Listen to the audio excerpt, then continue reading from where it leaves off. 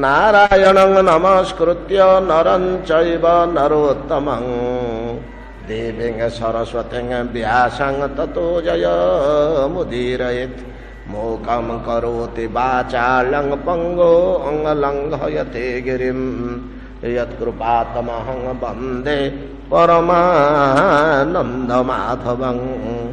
यत्कृपातमहं वन्दे परमानन्दमाधवं दौष्मन्तेर् भरतस्यापि शान्तनु तत्सुतस्य च जजातेर्ज्येष्ठपुत्रस्य जदोर्वंशनुकीर्तनम् जत्रावतीर्णो भगवान् कृष्णाख्यो जगदीश्वरः वसुदेव गृहे जन्म ततो वृद्धिश्च गोकुले तस्य कर्माण्यपाराणि कीर्तितानि सुरद्विषः पूतनाशुपयः पानं शकटोच्चाटनं शिशुः। श्रील श्रीपाद सुत गोस्वामी कहते शौनकादि मुनिगण भागवत कथा भितरे अतीव शक्तिशाली आशु जीव कल्याणकारक कृष्ण कथा तस्य कर्माणि अपाराणि कीर्तितानि असुरद्वेष भगवान श्री कृष्णंकर विष्णुंकर कर्माणि जन्मानि अपाराणि कीर्तितानि अपार बहु भावरे कीर्तित होइछि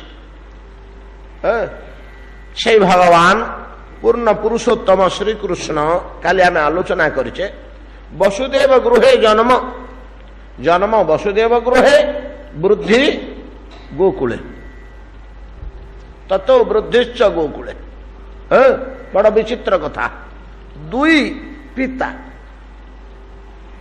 भगवान कृष्णंकर दुई पिता आमे आलोचना करिचे केतोटी अंश अच्छी केतोटी अंग अच्छी पूर्ण पुरुषोत्तम ठारे जहाँ प्रकाश पाई भगवान अन्यान्य अवतार मानकर ताहा प्रकाश पाई नहीं आगो पूर्ण मूर्ति ही सहीटा पाए विशेषकर विश्वर जागतिक प्रचलित व्यवस्थार वैरूप्य स्वरूप प्रतीप स्वरूप अनेक विचित्र कथा भागवत लीला भितर देखा मिले गोटे बड़ जिनिस देखु स्वकीय परकीय ये परकीय बोली गोटे शब्द एटा आमर वैषयिक जगत रे कान रे पड़िबा क्षणी आम मानक मन रे घृणा भाव जात है कहीं परकीय शब्दटी पड़िबा क्षणी आम मानक मन रे विकार भाव सृष्टि हुए कहीं आमर बुद्धि आमर मन वैदिक प्रथा अनुसार शास्त्रीय नीति नियम अनुसार सेमतिया गढ़ाई मन जो रंग रंजित हो से रंग टी से ग्रहण करुच्छ तार विरुद्ध रंग आसिले से ग्रहण कर पारे हिसाब से आम जो वैदिक नियम खंजा आम जो वैदिक नियम खंजा से वैदिक नियम आमर मन गढ़ा बुद्धि तैयारी मन रंजित ततोधिक किछि वस्तु आम ग्रहण करने को समर्थ होनु आम मन स्वीकार करूने से आम बुद्धि ग्रहण करूने तेबे जदि ये जागतिक व्यवस्था वैदिक नीति नियम नहीं कि या अतिक्रम कर ऊर्ध्व को उठिले ये भितर थिबा पर्यंत सीना आम मन या छड़ा आउ किसी ग्रहण करूनी जदि कौन लोक ये वैदिक विधि विधान ऊर्ध्व को उठे सर्वधर्मान परित्यज्य गोटे अवस्था को आसे सर्वधर्मान परित्यज्य बोली गोटे शब्द भगवान गीतार खंजी देकर पलैले तार अर्थ कौन कम व्यापक जेहेतु 18 ଅଧ୍ୟାୟ 700 ଶ୍ଳୋକ ଗୀତାର ଶେଷରେ ସେ କୁସୁମଣ୍ଡି ଦିଆହେଇଛି। ସେ ଛୋଟିଆ ଜିନିଷ ନୁହଁ। ଏ ସବୁତକର ଫଳ ହଉଛି ସିଏ। ଏ ସମସ୍ତ ଗଭୀରତର ଧର୍ମ ବିଚାରର ଅନ୍ତିମ ଫଳ ସର୍ବଧର୍ମ ପରିତ୍ୟଜ୍ୟ। ଛୋଟିଆ କଥା ନୁହେଁ। ଏ ଲୋକୋତ୍ତର ଅବସ୍ଥା ଯଦି କାହାର ଆସେ ତାହେଲେ ଏ ଜାଗତିକ ଭାବଧାରାରୁ ଯଦି କେହି ଊର୍ଦ୍ଧ୍ୱକୁ ଉଠିପାରେ ତାହେଲେ ତା ପାଇଁ କିଛି ଅସୁବିଧା ନାହିଁ। ଏଇଠି ଦେଖନ୍ତୁ, ଭଗବାନ ଜନ୍ମ ହେଲେ ବସୁଦେବଙ୍କ ଘରେ, ଲାଳିତ ପାଳିତ ହେଲେ ନନ୍ଦଙ୍କ ଘରେ। ପ୍ରଥମରେ ଏଇଠୁ ହିଁ ପରକୀୟ ଭାବ ପରକୀୟ ଜନ୍ମିତ ପିତା ନୁହନ୍ତି, ପରପିତା, ପାଳିତ ପିତା ଏଇଠୁ ହିଁ। ଏବଂ ଏହା ପ୍ରମାଣ ହେଇଯାଇଛି ପୁରାଣ ମାନଙ୍କରେ, ମୁନି ଋଷି ମାନେ ପ୍ରମାଣ କରିଛନ୍ତି ଯେ ବାତ୍ସଲ୍ୟ ବା ସ୍ନେହଟା ସ୍ୱକୀୟ ଅପେକ୍ଷା ପରକୀୟ ପିତାର ଠାରୁ ଅଧିକ ମାତ୍ରାରେ ଭଗବାନ ପାଇଛନ୍ତି। ଯେତେବେଳେ ପୁଷ୍କର ଖଣ୍ଡରେ ବର୍ଣ୍ଣନା ଅଛି, ପୁଷ୍କର ଖଣ୍ଡ ବୋଲିକିରି ଗୋଟିଏ ଅଛି। ନାରଦ ଯେତେବେଳେ ଇନ୍ଦ୍ରଙ୍କୁ ଭଗବାନଙ୍କର ବାତ୍ସଲ୍ୟ ରସ ଭୋଗ କରାଇବା ନିମନ୍ତେ ଦୁଇ ଜନନୀଙ୍କ ଭିତରେ କୌଶଳ କ୍ରମେ ଆବେଗମୟ ଯୁଦ୍ଧ ସୃଷ୍ଟି କଲେ, ସ୍ନେହ ଆବେଗମୟ ଯୁଦ୍ଧ, ନାଇଁ କି? କୃଷ୍ଣଙ୍କୁ ବ୍ୟାକୁଳ ପ୍ରାଣରେ ବତ୍ସ ମୋ କୋଳକୁ ଆ ଡାକିଲେ ଯଶୋଦା, ଡାକିଲେ ଦେବକୀ। ଦୁଇ ଜଣ ଜନ୍ମ କରିଥିଲେ ଦେବକୀ, ପାଳିଥିଲେ ଯଶୋଦା। ପରିଶେଷରେ ପାଳିତ ଜନନୀ ହିଁ ବାତ୍ସଲ୍ୟର ଚରମ ସୀମାକୁ ଗଲେ ବୋଲି ପୁରାଣ କହୁଛନ୍ତି ନା। ଦେବକୀ ସେମିତି ଅପେକ୍ଷା କରିଛନ୍ତି, କିନ୍ତୁ ଯଶୋଦାଙ୍କ କୋଳକୁ ଭଗବାନ କୃଷ୍ଣ ଚାଲିଗଲେ। ଯାହାର ବାତ୍ସଲ୍ୟର ଟାଣ ବେଶୀ ହେଲା। ଚୈତନ୍ୟ ଚରିତାମୃତ ବହୁଦିନ ପୂର୍ବେ ଜୟପୁରର ମହାରାଜ, ରାଜସ୍ଥାନ ଜୟପୁର, ସେ ବୃନ୍ଦାବନର ଯାବତୀୟ ମନ୍ଦିର ଗୁଡ଼ିକ ସିଏ ନିର୍ମାଣ କରିଛନ୍ତି ନା, ସେ ହିଁ ନିର୍ମାଣ କରିଥିଲେ। ଜୟପୁର ରାଜା ଯେତେ ସୁନ୍ଦର ସୁନ୍ଦର ଦାମିକା ନାଲି ପଥରର ତିଆରି ମନ୍ଦିର ଜୟପୁର ମହାରାଜା ତିଆରି କରିଥିଲେ। ସେଥିରେ ଶୁଦ୍ଧ ବୈଷ୍ଣବ ଏବଂ ବୃନ୍ଦାବନୀୟ ଭାବଧାରା ଆଉ ଶ୍ରୀମାନ ଚୈତନ୍ୟ ମହାପ୍ରଭୁଙ୍କ ପ୍ରଦର୍ଶିତ ପଥରେ ବୈଷ୍ଣବ ଭାବଧାରାରେ ତ ଏ ପରକୀୟ ଜିନିଷଟା ରହସ୍ୟ ଉନ୍ମୋଚନ କରିବା ପାଇଁକି ସେ ଗୋଟିଏ ପଣ୍ଡିତ ସଭା ଜୟପୁରରେ ଆୟୋଜନ କରିଥିଲେ। ସମଗ୍ର ଭାରତରୁ ବିଦ୍ୱାନଗଣ ଯାଇଥିଲେ। ଯେ ପରକୀୟ ଭାବଟା ଯେ ଆମର ଶାସ୍ତ୍ରରେ ଅଛି, ଏଟା ଗ୍ରାହ୍ୟ କି ଅଗ୍ରାହ୍ୟ, ଏଟା ଦାର୍ଶନିକତା ଦୃଷ୍ଟିରୁ ଠିକ ନା ଭୁଲ, ୟା ଭିତରେ କିଛି ରହସ୍ୟ ଅଛି ନା ଗୋଟେ ଅପପ୍ରଚାର, ୟା ଉପରେ ପୁଙ୍ଖାନୁପୁଙ୍ଖ ଆଲୋଚନା କରିବା ପାଇଁ ସର୍ବଭାରତୀୟ ସ୍ତରରେ ବଡ଼ ବଡ଼ ପଣ୍ଡିତ ମାନଙ୍କୁ ନେଇକରି କରିଥିଲେ। ବିଶ୍ୱନାଥ ଚକ୍ରବର୍ତ୍ତୀ ପାଦକୁ ମଧ୍ୟ ସେଠିକି ଡକା ହେଇଥିଲା। ବିଶ୍ୱନାଥ ଚକ୍ରବର୍ତ୍ତୀ ପାଦ ବୈଷ୍ଣବ ଜଗତର ସେତେବେଳକୁ ସୂର୍ଯ୍ୟ ସମ। ବିଶ୍ୱନାଥ ଚକ୍ରବର୍ତ୍ତୀ କହିଲେ ସରିଲା କଥା। ଅସାଧାରଣ ଜ୍ଞାନ ସମ୍ପନ୍ନ ବୈଷ୍ଣବ। ସେ ଅତି ବୃଦ୍ଧ ସେତେବେଳକୁ ଜରାଜୀର୍ଣ୍ଣ। ତାହାଙ୍କର ଶିଷ୍ୟ ଉତ୍କଳୀୟ ବ୍ରାହ୍ମଣ ବଳଦେବ ବିଦ୍ୟାଭୂଷଣ, ବଳଦେବ ବିଦ୍ୟାଭୂଷଣ ବିଶ୍ୱନାଥ ଚକ୍ରବର୍ତ୍ତୀ ପାଦଙ୍କ ଶିଷ୍ୟ। ସେ କୁହାଗଲା, କହିଲେ ବୋଲେ ବଳଭଦ୍ର ତମେ ଯାଅ, ମୁଁ ତ ଆଉ କଥା କହିବା ଅବସ୍ଥାରେ ନାହିଁ କି ଯିବା ଅବସ୍ଥାରେ ନାହିଁ, ଶଯ୍ୟାଶାୟୀ। ତାଙ୍କୁ ଯାହା କିଛି ଶିକ୍ଷା ଦେଲେ ଏଇ ହିସାବରେ ଆଲୋଚନା କରିବ। ତୁମେ ତ ବିଜ୍ଞ, ସକଳ ଶାସ୍ତ୍ର ଜାଣ, ବଳଦେବ ବିଦ୍ୟାଭୂଷଣ ଗଲେ। ବଳଦେବ ବିଦ୍ୟାଭୂଷଣ ଯାଇ ଜୟପୁରରେ ସେ ପଣ୍ଡିତ ସଭାରେ ଯୁକ୍ତି ତର୍କ ଆଳାପ ଆଲୋଚନା ଶାସ୍ତ୍ର ପ୍ରମାଣ ଇତ୍ୟାଦି ସବୁ ହେଲା। ପରକୀୟ ଭାବର ରହସ୍ୟ ଓ ଗୁରୁତ୍ୱ ତଥା ସାଧନ ଦିଗରେ ତାର ଉତ୍କର୍ଷତା ସର୍ବଶ୍ରେଷ୍ଠ ସାଧନ ରୂପେ ଯେତେବେଳେ ପ୍ରମାଣ କଲେ ଏବଂ ଭାରତର ଆଗନ୍ତୁକ ସମସ୍ତ ପଣ୍ଡିତ ସମସ୍ତେ ସ୍ୱୀକାର କଲେ, ମାନିଲେ ନାଇଁ ଠିକ। ସେଇଦିନ ଠାରୁ ଭାରତୀୟ ଜନତା ଦ୍ୱାରା ଇଏ ଗୃହୀତ ହେଲା। ଏବଂ ଗୋଟିଏ ପ୍ରଶ୍ନ ସେଠି ଉଠିଥିଲା, ପଣ୍ଡିତ ମାନେ କହିଲେ ଯେ ମହାଶୟ ଆପଣ ଯେଉଁ ଯୁକ୍ତି ତର୍କ ସ୍ଥାପନ କଲେ ତାହା ତ ଆମେ ଗ୍ରହଣ କଲୁ, ବୁଝିପାରିଲୁ ଠିକ, କିନ୍ତୁ ତାର ଶାସ୍ତ୍ର ପାଇଁ ମତ କାହିଁ? କେଉଁଟେ ଆମେ ସିନା ଆଜି ହଁ କରିଦେଲେ, ତା ପାଇଁ ଅନୁମୋଦିତ ଶାସ୍ତ୍ର ରହିଲେ ସେଟା ଚିରକାଳକୁ ରେଫରେନ୍ସ ହେଇକି ରହିବ ନା। ଆଉ ଗୋଟିଏ ମାସ ସମୟ ମାଗିଥିଲେ ବଳଦେବ ବିଦ୍ୟାଭୂଷଣ, ଆସି ଗୋବିନ୍ଦଙ୍କ ପାଖରେ ବସିଲେ। ହେ ଗୋବିନ୍ଦ, ଗୋଟିଏ ମାସ ସମୟ, ଗୋଟିଏ ମାସ ଭିତରେ ଗୀତା ବେଦାନ୍ତ ଦର୍ଶନ ଯୋଡ଼ିକର ସୂତ୍ର ନିର୍ମାଣ କଲେ। ବ୍ୟାଖ୍ୟା ନିଜର ପ୍ରକାଶିତ ମତାନୁସାରେ ଶାସ୍ତ୍ରୀୟ ବ୍ୟାଖ୍ୟା ବା ଟୀକା, ଯାହାକୁ ଭାଷ୍ୟ କହନ୍ତି, ଯାହାର ନାମ ହେଉଛି ଗୋବିନ୍ଦ ଭାଷ୍ୟ। ଗୀତାର ଗୋବିନ୍ଦ ଭାଷ୍ୟ ଆପଣମାନେ ଦେଖିବେ ଆଶ୍ଚର୍ଯ୍ୟ ହେବେ, ବଡ଼ ସୁନ୍ଦର ଜିନିଷ।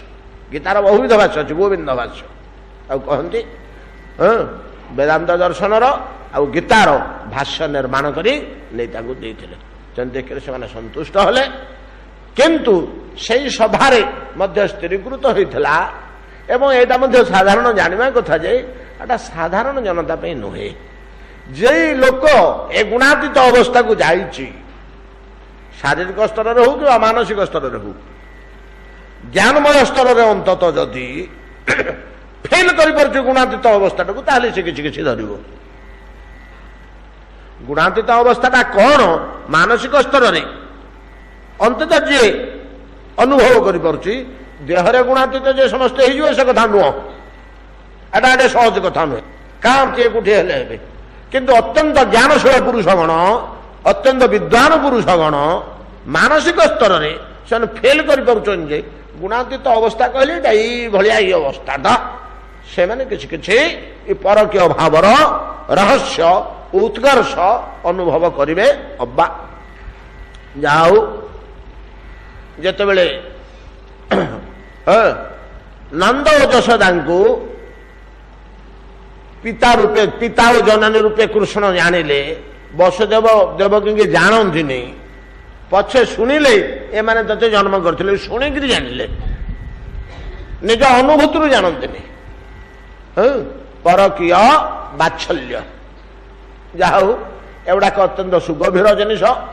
ଏଗୁଡାକ ସାଧାରଣରେ ଆଲୋଚନା ମଧ୍ୟ ସେତେଟା କରାଯିବା ଉଚିତ ନୁହେଁ। ବିକୃତ ମନରେ ୟାକୁ ଅନୁଭବ କରି ହୁଏ ନା। ଭଗବାନ, କାଲି ଆମେ ଆଲୋଚନା କରିଛେ, ଭଗବାନ ଶଙ୍ଖଚକ୍ର ଗଦାପଦ୍ମ ଚତୁର୍ଭୁଜ ମୂର୍ତ୍ତି ଧରି କାରାଗୃହ ମଧ୍ୟରେ ଆତ୍ମପ୍ରକାଶ କଲେ ଏବଂ ବସୁଦେବ ଆଉ ଦେବାଙ୍କୁ କହିଲେ, ସ୍ୱୟଂଭୁବେ ପୂର୍ବେ, ସ୍ୱୟଂଭୁବ ମନ୍ୱନ୍ତରେ କୃଷ୍ଣ ଆଉ ସୁତପା ରୂପେ ତୁମେମାନେ ତପସ୍ୟା କରିଥିଲ, ମୁଁ ବରଯାତ୍ରୀ ଥିଲି, ସେଥିପାଇଁ ମୁଁ ଆସିଲି। ହେ ବସୁଦେବ, ମତେ ବହୁତ କିଛି ଲୀଳା କରିବାକୁ ଅଛି।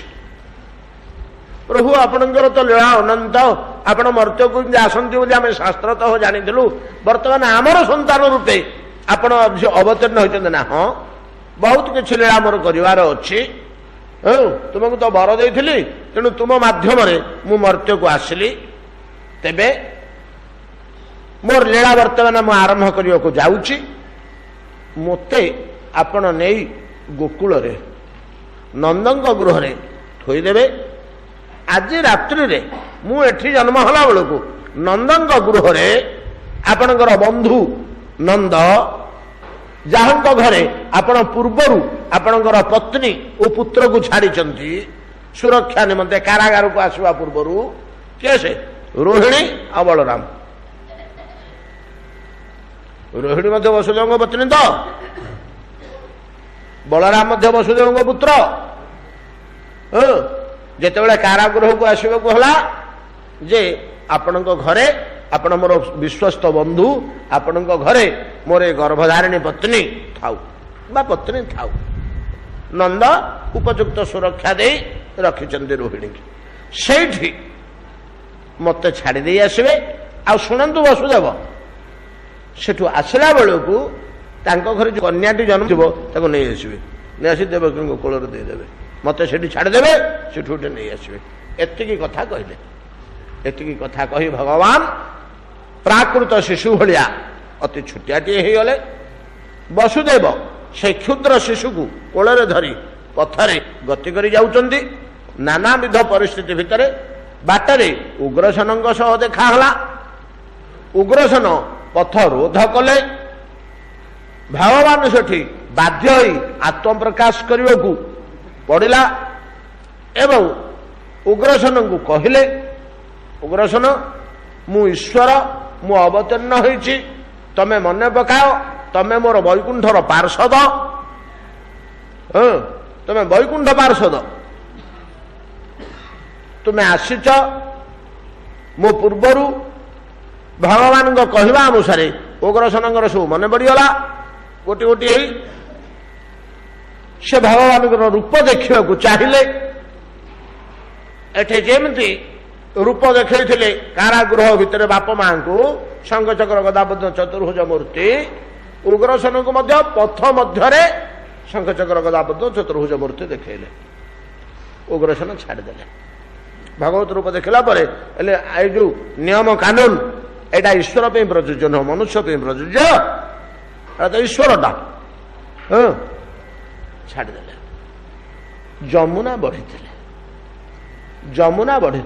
भयंकर भाव तो वसुदेव विचार कले मोर जी शक्ति से पर्यंत मुझी तेणिक जहाँ हम हम आतलू कहीं डरिक रही पानी भितर पशिले शिशु टी कोल धरी पानी जो आसी शिशु को स्पर्श कला शिशु को दुई हाथ में ऊपर को उठेले जो जल तांकर कंठाग्रत है शिशु को ऊर्ध्व को टेकिले संपूर्ण मस्तक वसुदेव पानी रे बुड़ी जाइए शिशुटी को टेकिकी हाथ में धरती मुंड बुड़ी जाइए पानी रे एतिक अनुभव है जमुना रे आउ जल नाई पूरा बाली रे चलुचंती सुखिला बाली रे शिशुटी कोल धरले कौन है ना जमुनार जल दीपटे कांथ भलिया छिड़ा है मझे रास्ता अच्छी ये जी आगे आगे जाऊँगी रास्ता खोली खोली जाऊँगी जल भितर रास्ता खोली खोली जाऊँगी एपटे 10-50 फुट पानी सेपटे 10-50 फुट पानी इटा कांथ भलिया छिड़ा है भगवत लीला भगवत इच्छा नहीं कि आर पट को पलैले पुणे आउ थे जमुना जमी बहिवा कथा बहला बोध हुए फेरी आसला बेलू से अवस्था हो कही हूनी से कथा उल्लेख नहीं केमी आसिले आश्चंत ना साड़ू गोटे शिशु धरिक ना झीटे से अवस्था आसवे गोटे थर तो कहला केते थर कहे आस ये प्रश्न उठुची दार्शनिक माने मुनि ऋषि माने ये किसी लुचेई रखीदेला भाया जना पड़ुची जे जमुना तो बढ़ीला फेर बाट छाड़ा कहीं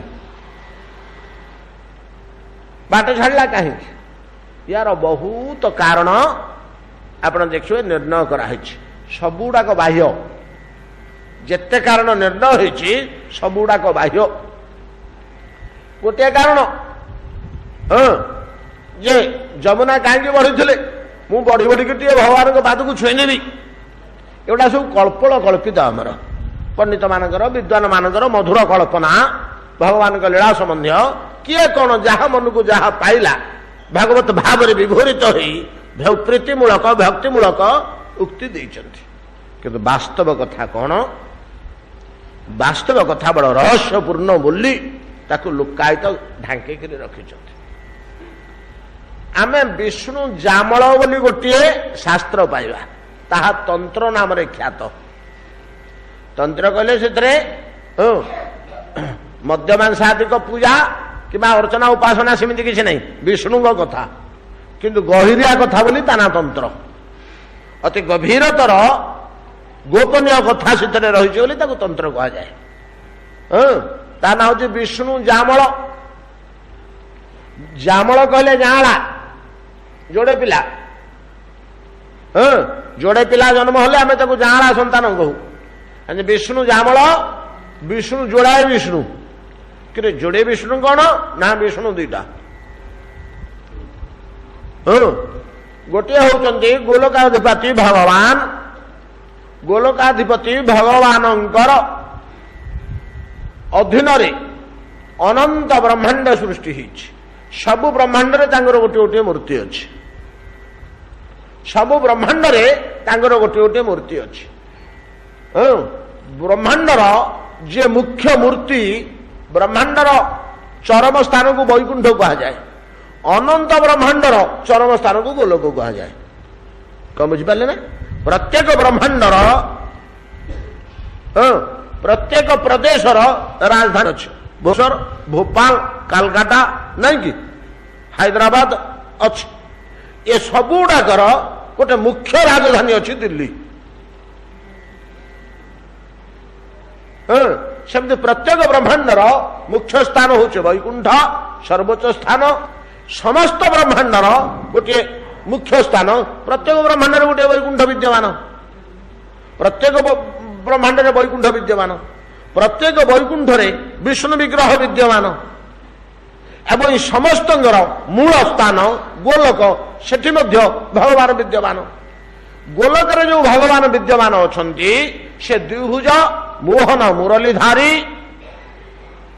ପ୍ରତ୍ୟେକ ବ୍ରହ୍ମାଣ୍ଡ ମାନଙ୍କରେ ଯୋଉ ବୈକୁଣ୍ଠରେ ଯୋଉ ଭଗବାନ ଅଛନ୍ତି ତାଙ୍କରି ପ୍ରତିବିମ୍ବ, ଏଟା ଅଲଗା ନୁହଁ। ତାଙ୍କରି ପ୍ରତିବିମ୍ବ, ତାଙ୍କରି ମୂର୍ତ୍ତି, ସେଇଠି ହିଁ ମୂର୍ତ୍ତିମାନ ହେଇ ଅଛନ୍ତି। ଏ ଶକ୍ତି ତାଙ୍କର ଅଛି, ସେ ସେଠି ରହିପାରିବେ, ଏଠି ରହିପାରିବେ। ସେଠି ଗୋଟେ ମୂର୍ତ୍ତିରେ, ଏଠି ଗୋଟେ ମୂର୍ତ୍ତିରେ ମଧ୍ୟ ରହିପାରିବେ। ଏ ମୂର୍ତ୍ତି ଗୁଡ଼ିକ ବୈକୁଣ୍ଠର ଶଙ୍ଖଚକ୍ର ଚତୁର୍ଭୁଜଧାରୀ। ଆମେ ପୂର୍ବରୁ ଆଲୋଚନା କରୁଛେ ପୂର୍ଣ୍ଣ ପୁରୁଷୋତ୍ତମ ଭଗବାନ ବ୍ରହ୍ମାଙ୍କର କଳ୍ପରେ ଗୋଟିଏ ଥର ଆସନ୍ତି। ଗୋଲକାଧିପତି ପୁରୁଷୋତ୍ତମ ସେ ପ୍ରତ୍ୟେକ କଳ୍ପରେ ବ୍ରହ୍ମାଙ୍କର ଗୋଟିଏ ଦିନରେ ଗୋଟିଏ ଥର ଅବତୀର୍ଣ୍ଣ ହେବେ। ସେ ଯେତେବେଳେ ଅବତୀର୍ଣ୍ଣ ହେବେ ସେ ପିତାମାତା ସ୍ୱୀକାର କରିବେନି। କଣ ବୁଝିପାରିଲେ? ସେ ଯେତେବେଳେ ମର୍ତ୍ତ୍ୟକୁ ଆସିବେ ମୂର୍ତ୍ତି ନେଇ ଦେହ ଧାରଣ କରି, ବାପ ମା ସ୍ୱୀକାର କରିବେନି। ଗର୍ଭ ମାଧ୍ୟମରେ ଆସିବେନି, ଏପରିକି ହୃଦୟ ମାଧ୍ୟମରେ ଆସିବେନି। ଏଇଟା ହଉଛି ବୈଶିଷ୍ଟ୍ୟ। ଏବଂ ଏଗୁଡିକ ହଉଛି ବ୍ରହ୍ମଜାମଳର, ବିଷ୍ଣୁ ଜାମଳର ଉକ୍ତି ଓ ଗୋପନୀୟ କଥା। ଗୋଲକାଧିପତି ଭଗବାନ କେତେବେଳେ ହେଲେ ପିତାମାତା ସ୍ୱୀକାର କରିବେନି। ଆମର ଜଗନ୍ନାଥ ପିତାମାତା ସ୍ୱୀକାର କରିଛନ୍ତି କି? କିନ୍ତୁ ତିରୁପତି ସ୍ୱୀକାର କରିଛନ୍ତି। ତାର ବାପା ମା ଅଛନ୍ତି। ବାପା ଜଣେ ମୁନି ଏବଂ ମାଙ୍କ ସହିତ ସେ କାଳାତିପାତ କରୁଥିଲେ ନା ଅରଣ୍ୟ ଭିତରେ। ଆଉ ଯଦିଓ ଶ୍ରୀକୃଷ୍ଣଙ୍କର ମୂର୍ତ୍ତି, କିନ୍ତୁ ଜଗନ୍ନାଥଙ୍କର ପିତାମାତା ଯେମିତି ସ୍ୱୀକାର ନାହିଁ, ତାଙ୍କ ବାପା ମା ନିର୍ଣ୍ଣୟ ହଉନି। କିନ୍ତୁ ଗୋଲକାଧିପତି ଯେତେବେଳେ କେତେବେଳେ ଆସନ୍ତି ତାର ବାପା ମା ନିର୍ଣ୍ଣୟ କରିବାକୁ ହୁଏନା। ଯଦି ବାପା ମା ନଥାଇକିରି ମର୍ତ୍ତ୍ୟରେ ଚଳିବାକୁ ହବ ତାହେଲେ କେମିତି ଚଳିବେ? ଏଟା ତ ଚଳିବନି। ଏଠି ମର୍ତ୍ତ୍ୟର ତ ସେଟା ନିୟମ ନୁହେଁ। ମର୍ତ୍ତ୍ୟକୁ ଆସୁଛନ୍ତି ବେଳେ ମର୍ତ୍ତ୍ୟର କିଛିଟା ନିୟମ ମାନିବାକୁ ହବ। ତେଣୁ ବିଷ୍ଣୁ ବୈକୁଣ୍ଠାଧିପତି ସେ ପିତାମାତା ସ୍ୱୀକାର କରି ଆସି ଜନ୍ମ ହେବେ। ଇଏ ତାଙ୍କ ସହିତ ମିଳିତ ହୋଇ ପ୍ରକାଶ ପାଇବେ। ଯେତେବେଳେ ଭଗବାନ ବୈକୁଣ୍ଠେଶ୍ୱର ଶଙ୍ଖଚକ୍ର ଗଦାପଦ୍ମ ଚତୁର୍ଭୁଜ ମୂର୍ତ୍ତି ଦେବକୀଙ୍କ ଗର୍ଭକୁ ଆଶ୍ରୟ କରି ଆସି ଏଠି ପିତୃମାତୃ ସ୍ୱୀକାର ପୂର୍ବକ କାରାଗୃହରେ ଜନ୍ମ ହେଇ ଯାଉଛନ୍ତି।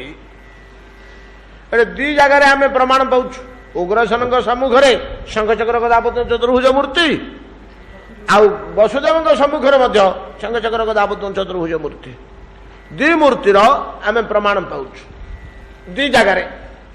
ଯେତେବେଳେ ଯମୁନା କୂଳକୁ ଚାଲିଗଲେ ସେତିକି ବେଳେ କେତେକ ଦାର୍ଶନିକଙ୍କ ମତରେ ଯମୁନା କାହିଁକି ରାସ୍ତା ଦେଲେନି ଏବଂ ବସୁଦେବ ବୁଡ଼ିଗଲା ପରେ କାହିଁକି ଦେଲେ? ବସୁଦେବଙ୍କର ଉପାସନା ଓ ତପସ୍ୟା ଅନୁସାରେ ସେ କେବଳ ବୈକୁଣ୍ଠର ବିଗ୍ରହକୁ ହିଁ ଦର୍ଶନ କରିପାରିବେ। ଗୋଲକର ବିଗ୍ରହଙ୍କୁ ସେ ପୂର୍ବେ ଉପାସନା କରିନାହାନ୍ତି, ତାହାଙ୍କୁ ଦର୍ଶନ କରିବାର ଅଧିକାର ତାଙ୍କର ନାହିଁ ବସୁଦେବଙ୍କର। ତେଣୁ ବସୁଦେବଙ୍କର ମସ୍ତକ ପର୍ଯ୍ୟନ୍ତ ଯେତେବେଳେ ଜଳରେ ବୁଡ଼ିଗଲା ସେ ସବୁ କଥା କିଛି ଜାଣିପାରିଲେନି। ହାତ ଦୁଇଟି ବାହାରେ ଅଛି ଟେକି ହେଇକିରି, ହାତରେ ଭଗବାନ ବୈକୁଣ୍ଠେଶ୍ୱର ବିଷ୍ଣୁ ବିଦ୍ୟମାନ ଅଛନ୍ତି। ସେତିକି ବେଳେ ଆକାଶରେ ସିଦ୍ଧଦେବ ମୁନି ଋଷିଗଣ ଏଇ ଅପୂର୍ବ କୌଶଳ ଅବଲୋକନ କରୁଛନ୍ତି।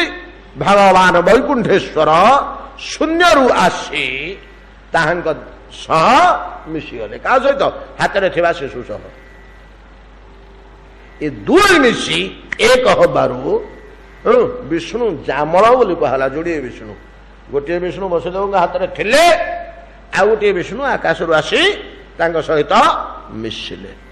ଯେତେବେଳେ କାର୍ଯ୍ୟ ହାସଲ ହେଇଗଲା ସେତେବେଳେ ଯମୁନାର ଜଳ ଶୁଖିଗଲା। ଆଉ କଣ? ଇଏ ହେଲା ଗୋଟିଏ ମତ। ଆଉ ଗୋଟିଏ ମତ କୁହାଯାଉଛି, ଆଉ ଗୋଟିଏ ମତରେ କୁହାଯାଉଛି ସେଇ ବିଷ୍ଣୁ ଜାମଳ କହୁଛନ୍ତି ଯେତେବେଳେ ଯମୁନା ପାର ହୋଇକରି ବସୁଦେବ ପଳେଇ ଗଲେ ଗୋକୁଳ ଭିତରକୁ, ଗୋକୁଳରେ ତ 10-15 ଘର ପଲ୍ଲୀ, ସମସ୍ତଙ୍କ ଘର ସୁନସାନ, ନିଝୁମ ବର୍ଷଣ ମୁଖର ରାତ୍ରି, ଘୋର ଅନ୍ଧକାର, ସେ ଗାଁରେ ତ ଇଲେକ୍ଟ୍ରିସିଟି ନାହିଁ। ଭିତରକୁ ପଶିଲେ, ଯେତେବେଳେ ଭିତରକୁ ପଶିଲେ ସମସ୍ତେ ଗାଢ ନିଦ୍ରାରେ ସାହିତ ଯେମିତି ଯାଇକରି ଛିଡ଼ା ହେଇଛନ୍ତି ନନ୍ଦଙ୍କ ଦ୍ୱାରରେ। ଆସ୍ତେ କୌଣସି ଶବ୍ଦ ନ କରି ଦରଜାଟି ଖୋଲିଗଲା। ବସୁଦେବ ଚକିତ ହେଲେନି, କାହିଁକିନା ସେ ଜାଣିଛନ୍ତି ଯେ କଂସର କାରାଗାରର ଲୌହ କବାଟ ତ ଖୋଲିଗଲା, ଏ ତ ବାଉଁଶ ତାଟି ନାଇଁ କି? ଖୋଲିଗଲା। ଭିତରକୁ ପଶିଲେ, ଦେଖିଲେ ଯେ ଦାସ ଦାସୀ ସମସ୍ତେ ଗାଢ ନିଦ୍ରାଭିଭୂତ, ସେ ଗାଢ ନିଦ୍ରାରେ ଶୋଇପଡ଼ିଛନ୍ତି। ତନ୍ମଧ୍ୟକୁ ପ୍ରବେଶ କଲେ, ସୂତିକାଗାର ପର୍ଯ୍ୟନ୍ତ ଗଲେ। ସୂତିକାଗାରରେ ଯଶୋଦା ପ୍ରସବ ପରେ ସେ ମଧ୍ୟ ଚେତନା ଶୂନ୍ୟ ଅବସ୍ଥାରେ ଶଯ୍ୟାଶାୟିନୀ, ତାଙ୍କ କୋଳରେ ଯୋଡ଼େ ଛୁଆ।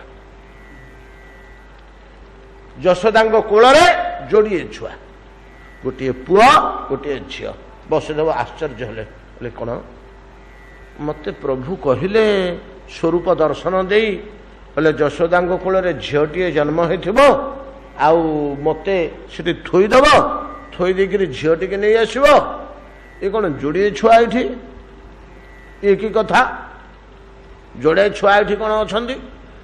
ହଉ, ଆମର କଣ କରିବାର ଅଛି, ଆମର ଝିଅ ଟିକେ ନେବା କଥା ନେଇଯିବା ବୋଲି ଯେତେବେଳେ ଛୁଆ ଟିକେ ସନ୍ତାନ ଟିକେ ନିଜେ କାରାଗୃହରୁ ଆଣିଥିବା ସ୍ୱସନ୍ତାନ ବୋଲି ଯାହାକୁ ଲୋଭ କରୁଛନ୍ତି, ମୋ ପୁଅ ବୋଲି, ତାକୁ ଯେତେବେଳେ ଶଯ୍ୟାରେ ଥୋଇବାକୁ ଯାଉଛନ୍ତି, ଏମିତି ନଇଛନ୍ତି, ସେ ଛୁଆଟି ହାତରୁ ସଟ୍ କରି ଖସି ଯାଇ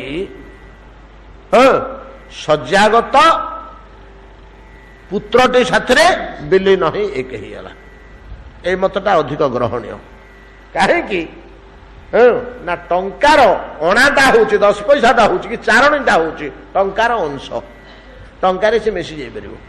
ଏଠି ପୂର୍ଣ୍ଣ ପୁରୁଷୋତ୍ତମ ଶଯ୍ୟାରେ ଶୟନ କରିଥିଲେ ଏବଂ ଚତୁର୍ଭୁଜ ମୂର୍ତ୍ତି ବୈକୁଣ୍ଠେଶ୍ୱର ତାଙ୍କ ସହିତ ବିଲୀନ ହେଲେ। ତାଙ୍କ ଭିତରେ ଅଛନ୍ତି ସବୁବେଳେ, ତାଙ୍କ ଦେହରୁ ବାହାରିଥିଲେ ତାଙ୍କ ଦେହରେ ମିଶିଗଲେ। ଆଉ କଣ ବୈଚିତ୍ର୍ୟ ଆଉ କଣ ଅଛି? ଆଶ୍ଚର୍ଯ୍ୟ ହେଲେ ବସୁଦେବ। ବର୍ତ୍ତମାନ ଯୋଡ଼ିଏ ସନ୍ତାନ, ଦି ପୁଅ ମିଶିକି ଏକ ହେଇଗଲେ ଗୋଟିଏ ମୂର୍ତ୍ତି। এইটা বিষ্ণু জামଳରେ ଅଛି। ଯମୁନାରେ ଯୋଉ ପରିବର୍ତ୍ତନ କଥା, ଏଇଟା ଦାର୍ଶନିକ ମାନଙ୍କର ଉକ୍ତି ଟୀକା ମାନଙ୍କରେ ଦେଇଛନ୍ତି। ଏଇଟା ବିଷ୍ଣୁ ଜାମଳରେ ସ୍ପଷ୍ଟ ଏଇଭଳିଆ ଉଲ୍ଲେଖ ନାହିଁ। ଯାହା ଯେତେବେଳେ ମିଶିଗଲେ ସେଠି ସ୍ପଷ୍ଟ ଭାବେ କହୁଛନ୍ତି, ନନ୍ଦପତ୍ନ୍ୟାଂ ଯଶୋଦାୟାଂ ମିଥୁନ ସୁପଜାୟତ। ଗର୍ଗ ସଂହିତାରେ ମଧ୍ୟ ଏଇ ଦିଟା ଆଗ କଥା କୁହାଉଛି। ଗର୍ଗ ସଂହିତା ବୋଲି ମୁନି ଗର୍ଗଙ୍କର ଗୋଟିଏ ଲେଖା ଅଛି। ଗର୍ଗ ପୁରୋହିତ ଥିଲେନି କି ନନ୍ଦଙ୍କ ଘରରେ, ସିଏ ହିଁ ନାଁ ଦେଇଛନ୍ତି ନା, ଜାତ କର୍ମ କରିଛନ୍ତି। ସମସ୍ତ କର୍ମ, ଶାସ୍ତ୍ରୀୟ କର୍ମ ଗୁଡ଼ିକ ସବୁ ଗର୍ଗ କରିଛନ୍ତି। ଗର୍ଗ ସଂହିତାରେ ମଧ୍ୟ ଏଇ କଥା କୁହାଯାଇଛି। ଏଇ ଯମୁନାର କଥା କୁହାଯାଇଛି, ସୂଚନା ଦିଆହେଇଛି। आ विस्तृत भाव डिटेल खोलिकी ये कथा कहुई। तो ब्रह्मजामल रुद्र विष्णुजामल कहते जे कौन नंद पत्न्यां जशायां मिथुन सुपजायत। मिथुन पुओ झील जोड़े जन्म होते जिते वसुदेव पुओटी निजे आनी पुओटी थोड़ा गले से पुओटी हाथ रू खसी जाई सेजरे शोता पुओ साथ मिशीगला घने सौदामिनी जथा। घने सौदामिनी कहवार तात्पर्य जबरी मुहूर्तक बिजुली मेघ ठारू अलग है पुणी मेघरे मिशीजे। बिजुलीटा कौटी थी कि मेघ भितर थी तो कौट उत्पन्न होला मेघर उत्पन्न होला मेघर उत्पन्न हो मेघरे मिशीगला भाया पूर्ण पुरुषोत्तम उत्पन्न हो पुनर्बार पूर्ण पुरुषोत्तम देहरे मिले उपलक्षण ये दिया मिशीगले से पुत्र टी धरी वसुदेव फेरी आसिले कन्या टी धरी वसुदेव फेरी आसिले। ये कथा खबर पाई घर भीतर को बसीगले कारागार भीतर को सांगे सांगे द्वार रुद्ध होगला किलक सुदृढ़ होगला प्रहरी माने उठी पड़े कोलाहल चतुर्दिगरे होगला कुआ कुआ शब्द शुणा मिला संतान जन्म होगला रे देवकीर दौड़ी गले कंस पाखक कंस पिला जन्म होगला देवकीर कंस दौड़ी आसला खड़ग धरी आसी देखला जे गोटे झीटे केते देवकी काकुति मिनती कले भाई ये झीटा तोर कौन क्षति कर तो पुओ को उठिकी बह करेबी बहुत कथा कहले कंस शुणा अवस्था नथिला नहीं कि झीटी बलपूर्वक टाणी आनी जो पाषाण काम थे कचाड़ी दिए सटकरी कन्याटी हाथ रू खसीगला दिव्य 10 भुजा मूर्ति आकाश रे 10 भुजा मूर्ति। कंस मु तोर शत्रु नुहे रे किंतु तोर शत्रु उत्पन्न हो गले कंस तो बंचबुनि आउ तोर बंचार आशा नहीं मत हिंसा कर कौन पाइबू जदि ते भल गति अच्छी वसुदेव देव के शीघ्र मुकुले दे कारागार शीघ्र बाहर कर दे। एमान अपराध याकर संतान मान हत्या करी गोटा परम विष्णु भक्त गुड़ाक याकर विरोध कले तू संभालू जिते बड़ शक्ति होते मूर्ख भाया काम करुचु कि हरिभक्तर विष्णु भक्तर गोटे क्षति कले तो उद्धार अच्छी गति अच्छी कहीं रक्षा करेंगे कहीं रक्षा करें जा शीघ्र मुक्त कर सेतिक बेले सांगे सांगे गोड़ हाथ धरी क्षमा प्रार्थना करी वसुदेव देवकी को मुक्त करी कारागार रथरे बसई घर में छाड़ देके तेणे नंदंगपुर तो कोलाहल खेलीगला तो कुआ कुआ शब्द शुणी जे जमी थिले समस्ते उठिले तो नंद प्रभृति घर परिवार माँ रोहिणी प्रभृति आसी दौड़िकी आसी उठिले समस्ते यशोदा गाँव अचेत अवस्था सेमती अच्छा शब्द शुभुची छोटे छुआटीर सद्यजात जन्म कोलाहल खूब पाटितुंड होगला समस्ते दौड़ी आसिले समस्त अंतःकरण भितर गोटे प्रबल अभाव बोध थिला नंदंगर संतान नाई पुओ झील किछि नाहांती से अभावटा को गोपर समस्त अनुभव करुले गोटे हेले संतान नहीं किछि एते काल होगला आउ तो संतान होबार संभावना नहीं धीरे धीरे गड़ी जाउछि समय नंद समस्त प्रिय यशोदा समस्त प्रिय 5 भाई भितर कहीं राजा कराई पाखे से भाया किसी महनीय गुण थिला बोली तो समस्त को संतोष करुले बोली अंतःकरण भितर समस्त एक प्रीतिभाव थिला बोली समस्त को आपणार करें बोली गोपटा को से बसवर्ती कर रखी ना कौन समस्त प्रिय पात्र नंद आ यशोदा संतान टे नहीं ये अभाव बोध समस्त एथिपाई विष्णु जामल देखा जाए गोटे यज्ञ करथिले नंद बुढ़ा बुढ़ा गोपगण गौड़गण परामर्श देथिले जे गर्ग मुनि के डाक आ गोटे यज्ञ करवा हे नंद आउ केमिति आमर संतान टे हंदा आ गोटे यज्ञ कर।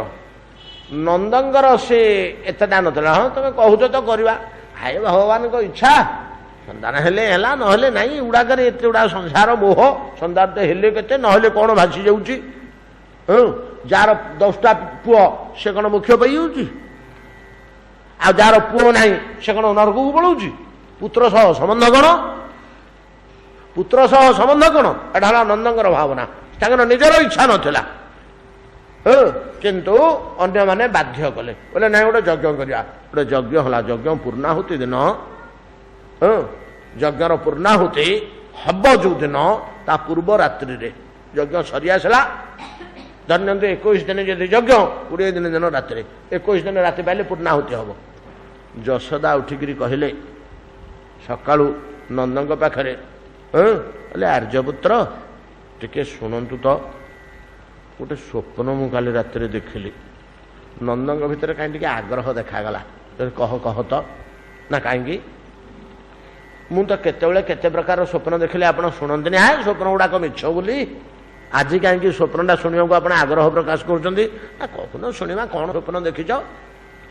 यशोदा कहले कौन कहबी आपण को कोल गोटे पुओ थिला मुझे आपण निकट को गली से फक्करी मो ऊपर को डे पड़ा मुझे धरी नेली हृदय से पुओटी देखा एमती ता मुह एमती तार मस्तक गोटे मयूर चूड़ा अच्छी हाथ में गोटे बंशी रही ओठ एमती कान एमती सब वर्णना कले गोटे गोटे ता छाती में गोटे चिन्ह अच्छी सब गोटे गोटे वर्णना कले से एमती खेलुची एमती खाऊे सेमती कांदुचे सेमती डेउचे सेमती अली कर दुष्ट होची नाना प्रकार गोटे देखी समुदाय लीलाटा तांको कोଳରେ ଯଶୋଦାଙ୍କ କୋଳରେ କୃଷ୍ଣ ଭବିଷ୍ୟତରେ ଯାହା ଯାହା ଲୀଳା କରିବେ ଯୁଜୁ ବାତ୍ସଲ୍ୟ ଭୋଗ କରିବେ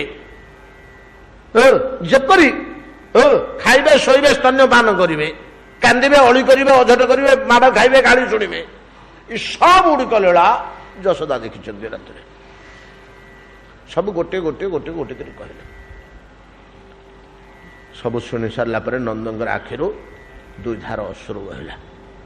ଯଶୋଦା କହିଲେ କାହିଁକି ଆପଣ କାହିଁକି କାନ୍ଦୁଛନ୍ତି କଣ ହେଲା ମୁଁ ଏ କଥା କହିଲି ବୋଲି ଆପଣଙ୍କର ଦୁଃଖ ହେଲା କି ସନ୍ତାନ ନଥିବାରୁ ଆପଣଙ୍କ ମନରେ କଷ୍ଟ ଆସୁଛି କି ନା ନା ଭଦ୍ରେ ତୁମେ ଯୋଉ ସ୍ୱପ୍ନ ଯେମିତି ଶିଶୁ ଯେମିତି ବାଳକ ଯେମିତି ଅବସ୍ଥା ଯେମିତି ରୂପ ଯେମିତି ଖେଳ କୌତୁକ ସେ ସମସ୍ତ ସ୍ୱପ୍ନ ଗୁଡ଼ିକ ଠିକ୍ ସେଇଭଳିଆ ମୁଁ ଦେଖିଛି।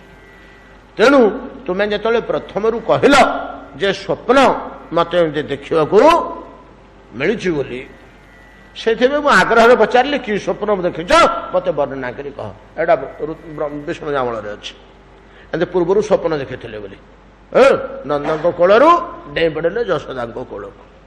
ଅପୂର୍ଣ୍ଣାହୁତି ଦିବସରେ ହିଁ ନନ୍ଦଙ୍କ ଦେହରୁ ଭଗବାନ ଏଇ କଥା ଯେତେବେଳେ ଆଲୋଚନା ଏଇଟା କୃଷ୍ଣ କଥା ନୁହଁ କି ବିମଳ କୃଷ୍ଣ କଥା ଏଇ କଥା ଯେତେବେଳେ ପରସ୍ପର ଆଲୋଚନା ହଉଛି କାଲି ଯେମିତି ମୁଁ କହିଥିଲି ଆପଣଙ୍କୁ ବସୁଦେବ ଦେବକୀଙ୍କ କଥା ଏତିକି ବେଳେ ଭଗବାନ କୃଷ୍ଣ ନନ୍ଦଙ୍କ ଶରୀରରୁ ପ୍ରବିଶ୍ୟ କର୍ଣ୍ଣରନ୍ଧ୍ରେଣ ସ୍ୱାନାଙ୍ଗ ଭାବ ସରୋରୁହମ୍ ଯଶୋଦାଙ୍କ ଗର୍ଭକୁ ପ୍ରବେଶ କଲେ ଆଉ ମିଣ୍ଟିଏ ବସନ୍ତୁ।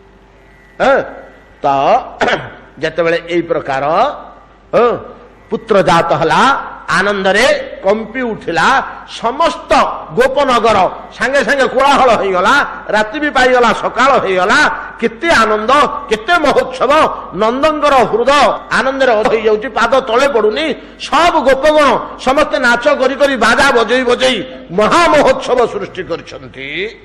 ଯାବଟର ବ୍ରଜାଙ୍ଗନାଗଣ ବୃଷଭାନୁଙ୍କ ପତ୍ନୀ କୀର୍ତ୍ତିଦା ପ୍ରିୟ ବନ୍ଧୁ ଯଶୋଦାଙ୍କର ସେ ତଳେ ଖବର ପାଇଲେ ଯେ କାଲି ସନ୍ତାନଟି ଜନ୍ମ ହୋଇଛି ଆନନ୍ଦରେ ଅଧୀର ହୋଇ ନିଜର ସାହିର ସମସ୍ତଙ୍କୁ ଧରି ନାନା ପ୍ରକାର ଅଳଙ୍କାର ବସ୍ତ୍ର ଉପହାର ଯଶୋଦାଙ୍କ ପାଇଁ ଧରି ସେମାନେ ଗୀତ ଗାଇ ଗାଇ ନାଚି ନାଚି ବ୍ରଜାଙ୍ଗନାଗଣ ଯାବଟର ସେମାନେ ସମସ୍ତେ ଆସି ପହଞ୍ଚିଲେ ଏକ ମହା ମହୋତ୍ସବ ଚାଲିଲା। ନନ୍ଦ ରାତି ପାଇଲେ ଖଜଣା ଦେବାକୁ ଯିବେ ଆଉ ଗୋଟେ ଦିନ ବାକି ରାତିରେ କୃଷ୍ଣ ଜନ୍ମ ହେଲେ ସକାଳ ବେଳା ନନ୍ଦ ବହୁ ପ୍ରକାରର ଉତ୍ସବ କରି ଆପ୍ୟାୟିତ କଲେ ସମସ୍ତଙ୍କୁ ବ୍ରାହ୍ମଣ ଦେବତା ଏବଂ ପ୍ରଜାବୃନ୍ଦ ମହା ମହୋତ୍ସବ ଲାଗିଛି ନନ୍ଦଙ୍କ ଦରବାରରେ ପରମ ଆନନ୍ଦର କଥା। ସମସ୍ତେ ପୁତ୍ରକୁ ଯାଇ ଦର୍ଶନ କରୁଛନ୍ତି, ଆଶୀର୍ବାଦ କରୁଛନ୍ତି, ଚିରଞ୍ଜୀବୀ ହୁଅ ବୋଲି କହୁଛନ୍ତି। ଦେବା ଦେବୀଗଣ ସବୁ ଗୋପାଙ୍ଗନା ରୂପରେ ବେଶରେ ଆସିଛନ୍ତି। ଏ ମହାମହୋତ୍ସବ ନନ୍ଦୋତ୍ସବ ନାମରେ କୀର୍ତ୍ତିତ।